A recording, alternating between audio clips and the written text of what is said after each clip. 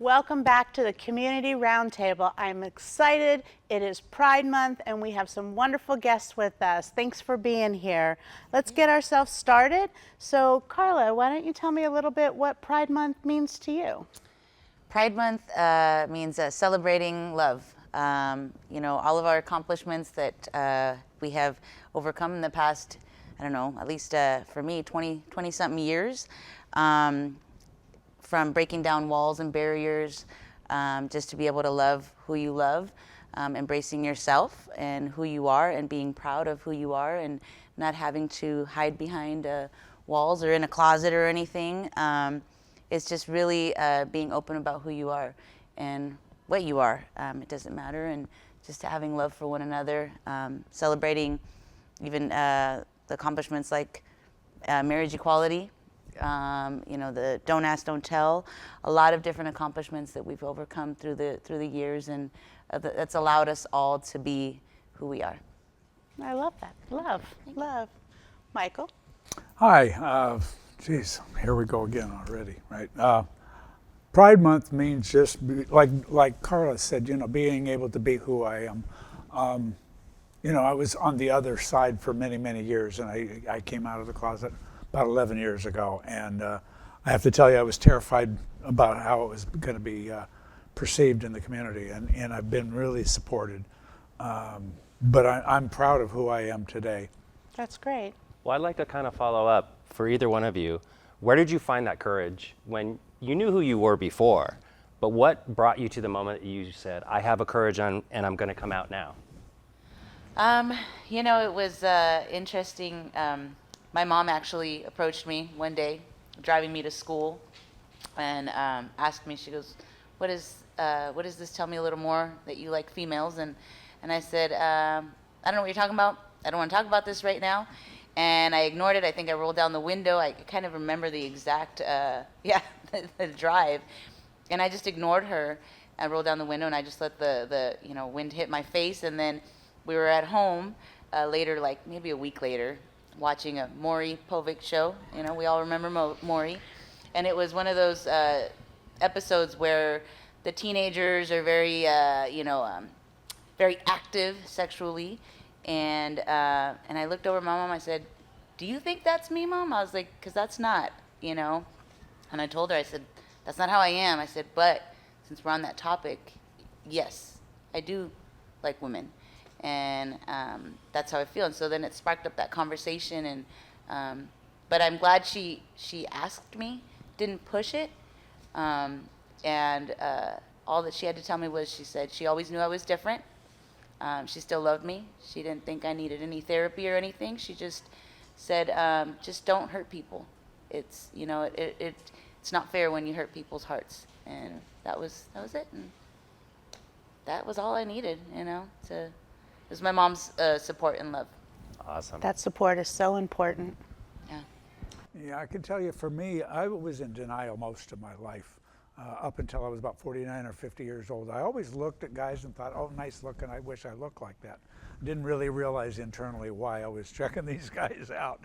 But, you know, I came to terms with it about 49, 50 years old and hit it. At the time I was married, very happily married.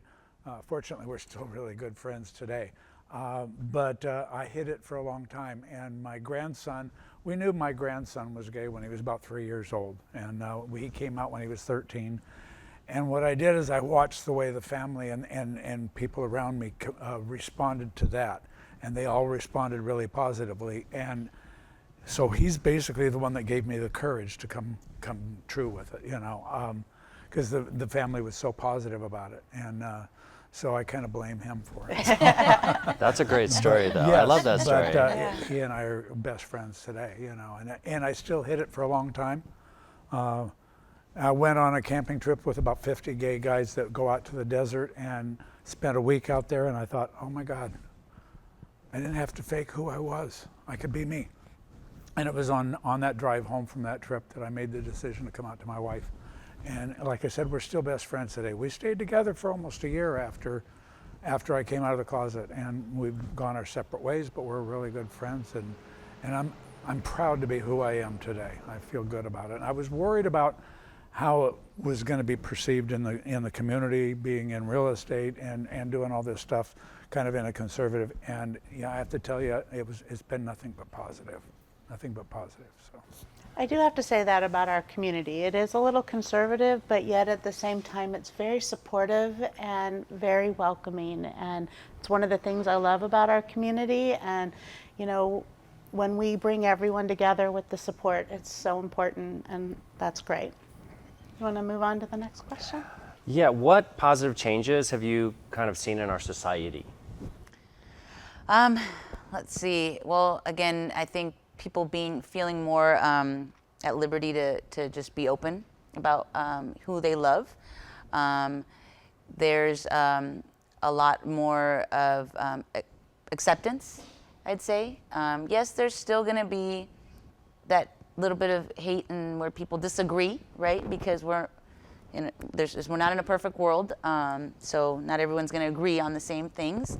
But I would say just acceptance overall in many areas, right, with us being able to have pride events, pride festivals, celebrations, communities, right, safe places for people to get together and celebrate love and be who they are without being afraid. From there being opportunity for us to go and enjoy shows, performances. I've been able to attend Pride by the Beach in Oceanside for, I think they just hit their 11th or 12th year. And that was just amazing to see. I'm originally from North San Diego County, and to see that take place there and families come out and celebrate, and allies being there as well. It's not that everyone is part of the LGBTQ plus community. There's allies as well. And so all of that is amazing, and it warms my heart because it makes others feel comfortable for them to come out as well. Nice. Absolutely. Well, I'd like to ask you, Michael, what do you think an ally looks like? Like, what is an ally to you? Not somebody that just says, okay, I'm okay with you being gay. Somebody that really supports me and loves me no matter what, and is there for me, and supports the community. You know, it doesn't, you know, I've got neighbors that are totally against the gay community. In fact, I had my pride flag stolen off my front porch the other day, you know, and that kind of angers me. Yeah. It's like, really, how much damage is my flag doing out there, you know? But you know what, they didn't stop me. I put another flag up there. I put a sign, "Smile, you're on camera," because it was on my Ring doorbell. And, you know, it means a lot to have the love and support of the community. Yep, nice. Good. And I saw that a little bit. I went to the Ready Commission the other night, where they actually had a celebration for Pride, and it was very moving, and got to meet, I forgot what his name was, Eric Faulkner? Eric and Jeff Comachero in the book, and it's all really, yeah. It's good to see that movement and see the Ready Commission proclaim Pride June as Pride Month, yeah. Yeah. So. That's what I do. You know, like I was saying, the community, you know, showing that support and being an ally and coming together and being able to pull all that together from all different sides, you know, and just growing with that and being able to be more accepting, because, you know, people are people, and, you know, we just need to, if you're kind and you're nice, then you should give that in return to people, you know, so I love that. And love who you love. Exactly. Nothing wrong with that. Absolutely. What issues do you still kind of see in the community that you feel we could address?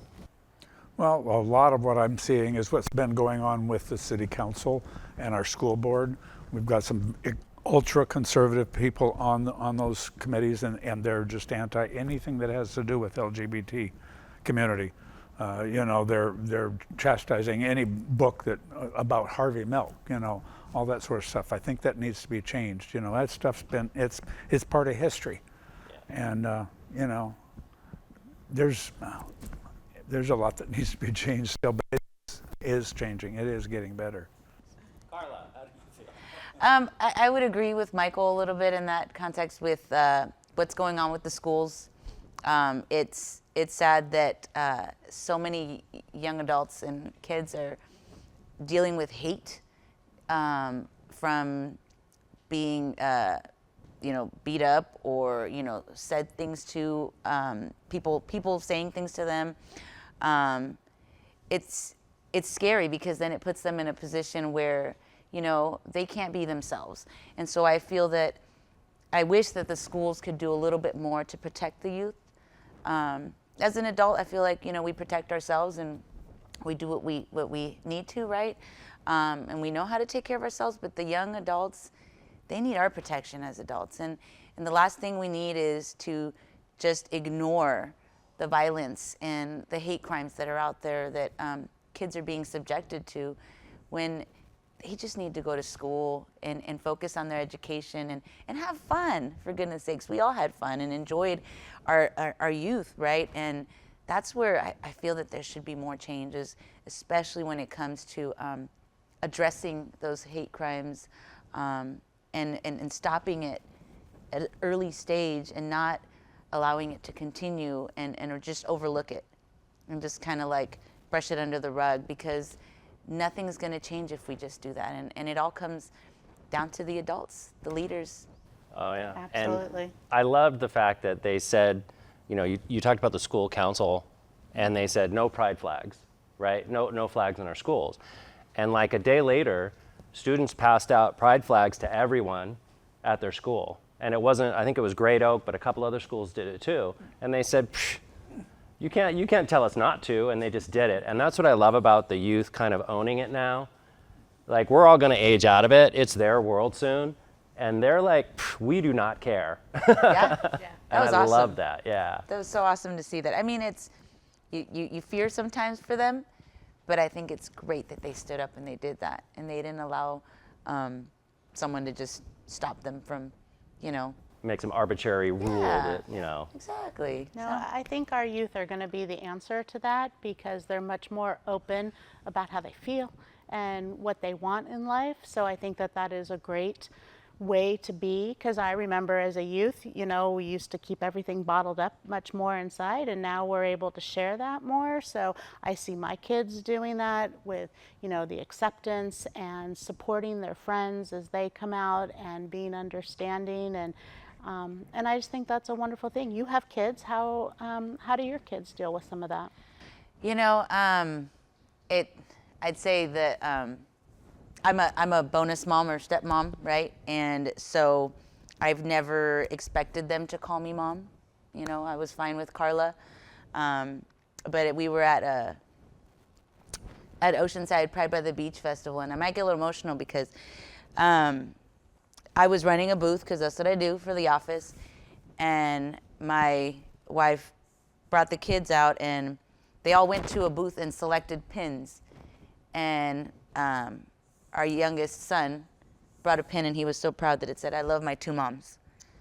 And that really like just changed my world for me, and the kids are, even our youngest daughter always introduces me, "Oh, this is my stepmom," right? And so it's neat, right, to be embraced as that, and to not just be looked at like you're just my, mom's spouse or partner or whatever. And I'm so thankful that I was blessed with the opportunity to have a family that embraces me, and heck, now I have grandbabies. So, and that's fun. We're not called grandmas because we're not grandmas. We're too young for that. But Lala is my grandma name for Carla. There you go. And we have, one of our kids, I just put it out there.